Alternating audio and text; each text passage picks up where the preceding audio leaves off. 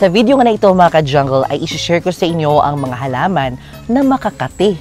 Nako, kayo ba ay makakati o yung mga halaman lang? Kaya naman tapusin nyo ang video nito para malaman nyo kung ano ang mga halaman na makakati. Ang mga halaman na makakati mga ka-jungle sa balat ay yung mga halaman na may sangkap na maaaring magdulot ng iritasyon sa ating balat, allergic reaction, at yung mga problema sa ating mga balat. Kaya naman, yung mga halaman nito, be mindful, be careful, makakakita kayo o makakahawa kayo nito. So, ang first na halaman ay tinatawag na poison ivy. Ang ating poison ivy, ito po ay nagdudulot ng malalang tensyon o iritasyon sa ating mga balat at allergic reaction.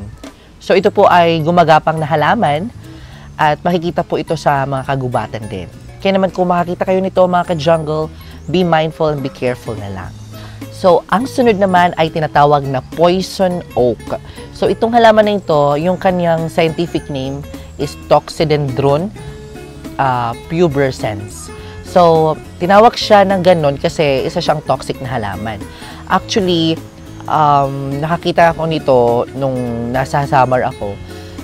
Buti na lang hindi ko siya nahawakan kasi nga sa toxic plant. Nagdudulot din po siya ng iritasyon sa ating mga kamay at allergic sa ating mga balat. Ang next naman na halaman o ito yung dahon na medyo nakaka-irritate din. Itong tinatawag na poison jumak or sumac. So itong halaman na ito ay nagdudulot ng malalang iritasyon at allergic reaction sa ating mga kamay, lalo na kung mahawakan natin ito at sa ating mga balat. Kaya naman, ingat tayo sa halaman na ito. Ayan, as you can see, kakaiba po siyang halaman, pero para po siyang damo lang, kung mapapansin niyo. Pero halaman din po siya.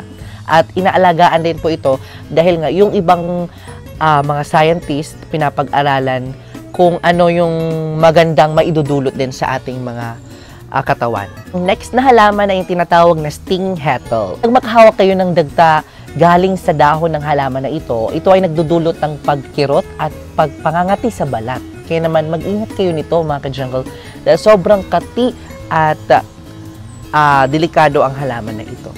So ang next naman ay ang tinatawag na giant hogweed herbaceum. So ito ay matatagpuan sa bansang Japan at USA. Ito ay nagdudulot ng malalang iritasyon at sunburn. Kasi nga sa sobrang kati nito ay para masusunog ang inyong balat. Dahil, di ba, magkukuskus kayo kahit saan kapag makahawak kayo nito, mag-cause ng sunburn. Lalo na kung maiinitan din po kayo. Ano yung mga sintomas nito mga ka-jungle kapag makakahawak kayo nito? Ay yung pagkikirot at pangangati sa balat, iritasyon at allergic reaction kapag makahawak kayo nito, pamamaga at pagkakaroon ng mga galos sa ating balat at pagkakaroon ng butlig-butlig at reaksyon sa ating mga pasa. Nakaragdagan mga ka-jungle, ito yung mga halaman na makakati na na-experience ko din. Based on my experience, i-share ko sa inyo kasi yung mga halaman na yun parang nasa kagubatan lang yun. In this one, ay yung nandito sa ating mga garden o sa ating mga houseplant, indoor. So, unang-una dyan yung badyang o tinatawag na elephant ear o yung tinatawag na, basta alam niyo yung badyang, di ba? So, naging sikat yan during pandemic. Si Jinky Pacquiao ay meron yan, yung variegated na naghahalaga ng 2 million pesos. So, bumili siya. But anyways, isa po siyang pinakamakating halaman kasi na-try ko na maghawak ng badyang. Nung binigay sa akin ng tito ko na gift sa aking birthday na badyang, kasi alam mo naman, kapag trending, nakikiuso, so meron din ako. Ayan, hinawakan yung dahon at saka balat. Ayun, nakangati ako. Kasi makati siya. Ang pangalawa naman, yung dumpkin. Dun sa, yung Dieffenbachia. Makati din po siya mga ka-jungle. Na-try ko na. Yung ginawa ko kapag nakangati yung kamay ko, hugasan ko lang ng safeguard or something na soft lang yung soap. Kaya na, para matanggal po yung kati. Next is yung aloe vera. Yung aloe vera kasi, makati siya kapag hindi po siya ihiwalay yung balat niya. Kung halo yung gel, tsaka yung balat ng aloe vera, makati. Kung yung gel niya, hindi. Yung balat niya, ang sobrang kati talaga. Nitry ko na sa buhok ko kasi hindi ko siya tinanggal. Makati. Ang next naman, yung ZZ plant. So, yung ZZ plant, yung dagta nito, sobrang kati mga ka-jungle. Kaya naman, ingat-ingat dyan sa aalaga nitong mga halaman na ito.